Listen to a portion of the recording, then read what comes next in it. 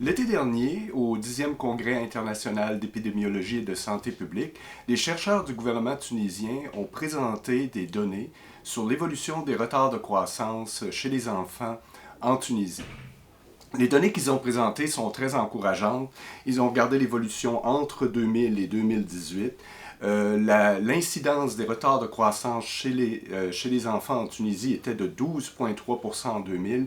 Elle a connu une décroissance jusqu'à 8,3% en 2018, ce qui représente 32,5% de diminution sur cette période-là. Pourquoi c'est important la diminution des retards de croissance chez les enfants? Essentiellement parce que le retard de croissance chez les enfants de bas âge a des effets de long terme, des effets de long terme sur leur santé, des effets de long terme sur leur développement cognitif, et donc ces effets de long terme-là sont aussi d'un niveau national sur la productivité économique de ces enfants-là une fois rendus à l'âge adulte. Ce qui était un peu intriguant pour des données qui étaient présentées en juillet cette année, c'est que les données qu'ils ont utilisées pour produire ces résultats-là sont des données de la base d'enquête MIX qui est produite par UNICEF. Ils ont utilisé les données de 2000 à 2018, mais les données de 2023 étaient disponibles à ce moment-là, ce qui m'a fait poser la question, mais pourquoi n'ont-ils pas étendu leur étude jusqu'en 2023? Comme les données de 2023 étaient disponibles et qu'ils ne les ont pas utilisées, ceci a piqué ma curiosité. Donc, comme j'avais en ma possession les données de 2012, 2018 et 2023, je me suis dit, allons voir pourquoi les données de 2023 n'ont pas été utilisées. J'ai dans un premier temps essayé de répliquer leur analyse. En calculant cette incidence-là en 2012 et 2018, j'arrive pas exactement au même chiffre qu'eux. J'ai une incidence de 8,99% en 2012 et 7,99% en 2018, ce qui est légèrement en dessous de leur estimé à eux. J'ai essayé de reproduire leurs résultats, j'ai dit je dois arriver à produire les mêmes résultats et j'ai pu reproduire exactement les mêmes résultats en supposant que l'enquête était purement aléatoire. Comme les données d'enquête mixtes ne sont pas des enquêtes aléatoires, d'ailleurs comme toutes les enquêtes de ménage, ces enquêtes-là sont basées sur un design d'enquête qui est stratifié. Lorsqu'on calcule les incidences ou les proportions, normalement, on ne doit pas supposer un échantillon aléatoire, mais on doit prendre en compte les poids échantillonnels qui sont fournis dans l'enquête. Donc, je considère que les chiffres qui ont été produits sont un petit peu erronés, les chiffres qui ont été produits par le gouvernement tunisien, parce qu'ils n'ont pas pris en compte ces poids échantillonnels-là. Et les chiffres que j'offre sont probablement plus proches de la réalité et plus représentatifs de la population des enfants en Tunisie. Sur la figure que vous voyez, les barres représentent les estimations que j'ai effectuées pour 2012, 2018 et 2023. Les X que vous voyez en vert représentent les estimations des chercheurs du gouvernement tunisien. Bon, comme vous voyez, il n'y a pas de grande différence entre leurs estimations et nos estimations, mais je considère nos estimations plus proches et plus représentatives de la réalité de la population des enfants. Ce qu'on remarque sur la figure aussi, c'est que on remarque, en regardant la barre, une légère diminution entre 2012 et 2018, mais celle-ci n'est pas significative parce que sur la figure, vous voyez aussi les barres qui font les intervalles de confiance. Ceux-ci se chevauchent pour 2012 et 2018. Par contre, le résultat le plus important, c'est qu'en 2023, il y a une hausse substantielle de l'incidence du retard de croissance chez les enfants, et celle-ci est statistiquement significative. On parle d'une hausse de 50,3% de l'incidence, qui l'amène maintenant à 12,01%. En 5 ans, en 2018 et 2023, ces 5 années-là ont effacé les 18 années de progrès qu'il y a eu pour l'incidence de retard de croissance chez les enfants en Tunisie. Lorsqu'on regarde une variable de santé ou une variable de revenu ou d'éducation et qu'on regarde la moyenne dans une population, on met un petit peu de côté les inégalités socio-économiques de la façon dont cette variable-là est distribuée. Dans un article de 2002, Wagstaff, un article qui portait sur essentiellement les variables de santé, Wagstaff propose d'utiliser ce qu'il appelle un Health Achievement Index ou indice de réalisation sociale de santé. Ces indices de réalisation sociale de santé réagissent favorablement à une augmentation de la moyenne de cette variable de santé, mais réagissent aussi favorablement à une moyenne donnée, à une diminution des inégalités socio-économiques dans la distribution de cette variable-là. Ces indices-là de réalisation peuvent être utilisés soit pour des variables de bonne santé, soit pour des variables de mauvaise santé. Quand c'est utilisé pour des variables de mauvaise santé, on les appelle Health Shortfall Indices ou des indices de déficit social de santé. Et c'est le terme qu'on va utiliser pour le retard de croissance chez les enfants, comme il s'agit d'une mauvaise variable de santé. Lorsqu'on utilise un indice de déficit social de santé particulier, on impose un niveau particulier d'aversion aux inégalités socio-économiques.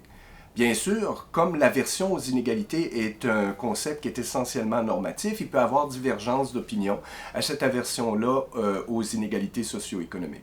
Pour cette raison, Wagstaff, dans son article, propose une classe d'indices avec un paramètre qu'il fait varier pour capturer, selon lui, différents niveaux d'aversion aux inégalités socio-économiques. Dans un article de 2018 que j'ai coécrit en collaboration avec Mohamed Khaled et Mira Yazbek, on propose une façon plus générale encore de regarder la question. On se dit, OK, on peut faire varier ce paramètre d'aversion aux inégalités socio-économiques, mais la structure mathématique qui est imposée est une seule structure mathématique particulière. Et on pourrait imaginer toutes sortes d'autres structures qui pourraient capturer l'aversion aux inégalités socio-économiques. On se base sur une littérature qui existe déjà fortement sur ce qu'on appelle les conditions de dominance. Et on propose dans notre article d'utiliser des courbes qu'on appelle courbes de concentration de santé généralisée, ou on peut appeler ça aussi des courbes de concentration de santé absolue, qui sont des courbes, je ne rentrerai pas dans les détails, mais lorsque ces courbes-là ne s'intersectent pas ou qu'une courbe est strictement au-dessus de l'autre, on sait à ce moment-là, et on le démontre mathématiquement dans l'article, que tout indice de déficit de santé qui aurait les bonnes propriétés classerait les deux distributions de la même façon. Lorsqu'on dit qu'il y a une augmentation entre l'année 1 et l'année 2, ce résultat-là serait valide pour n'importe quel indice qui existe et n'importe quel indice que quelqu'un pourrait imaginer. Comme on a travaillé sur ces questions-là, j'ai dit, appliquons les méthodes qu'on a développées dans l'article avec Mohamed Emir et appliquons-les sur ces données-là d'incidence de retard de croissance chez les enfants en Tunisie.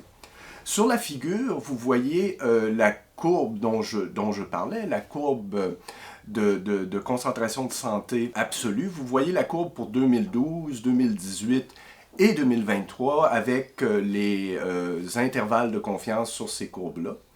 Ce qu'on remarque, c'est que la courbe de 2023, les endroits où il y a une différence statistiquement significative avec 2012 et 2018, elle est toujours au-dessus.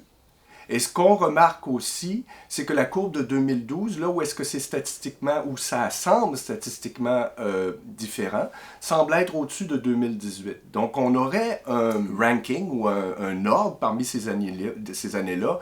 2023 est au-dessus des deux autres courbes, 2012 est au-dessus de 2018. Ce qu'on appelle dans ce cas-ci un ranking des 3 années qui est complet. L'inspection visuelle d'une figure comme celle qui est présentée n'est pas suffisant normalement pour établir un résultat. Ça nous montre visuellement un petit peu où les courbes se situent, puis on doit faire des tests statistiques pour s'assurer du résultat. Dans l'article que j'ai coécrit avec Mohamed Emir, on propose quel test effectuer pour vérifier l'hypothèse de dominance. Et j'effectue ce test-là. Et bien sûr, le ranking est confirmé. Et 2023, la courbe est au-dessus de 2012 et la courbe de 2012 est au-dessus de 2018. Qu'est-ce que ceci signifie? Ça signifie que pour n'importe quel indice de déficit social de santé qu'on pourrait imaginer, souvenez-vous, ces indices-là réagissent favorablement, mais c'est une mauvaise chose ici, à une augmentation de l'incidence et réagissent aussi favorablement à une diminution des inégalités socio-économiques. Mais qu'est-ce que ça veut dire des diminutions en termes d'inégalités socio-économiques? Ça devient plus concentré chez les pauvres.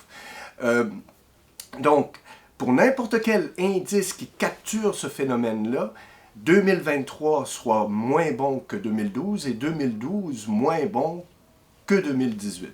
Lorsqu'on regarde une variable d'incidence ou qu'on calcule l'incidence d'une variable de mauvaise santé, souvent on met de côté la sévérité de ce problème de santé-là.